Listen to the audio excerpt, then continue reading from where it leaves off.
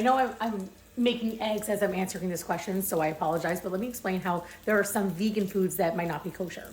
First thing I want to say is I know that this question was coming from someone who's asking, like, can a person who keeps kosher go to a vegan restaurant?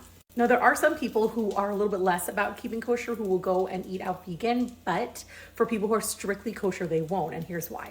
Number one, for people who are strict with keeping kosher and want to make sure that everything is supervised, a non-kosher vegan restaurant won't have someone there supervising to make sure that every ingredient going in is actually kosher and to make sure there's no cross-contamination with anything non-kosher either.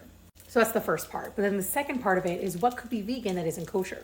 The main thing would be vinegars, because many vinegars are made with wine, and wine is something that has to be strictly kosher.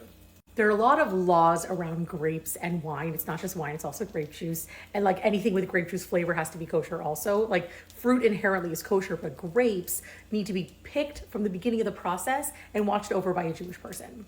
So our strict kosher laws about grape juice and wine start all the way from picking the grapes to making the wine, to bottling the wine, to even opening the wine.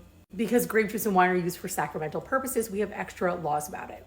So any vinegars that are made from wine need to be kosher. And vegan restaurants are going to use whatever vinegars they have, not necessarily kosher ones. Here's what I'm making for breakfast, by the way. We got some eggs and cheese in there. Definitely not vegan, but definitely kosher.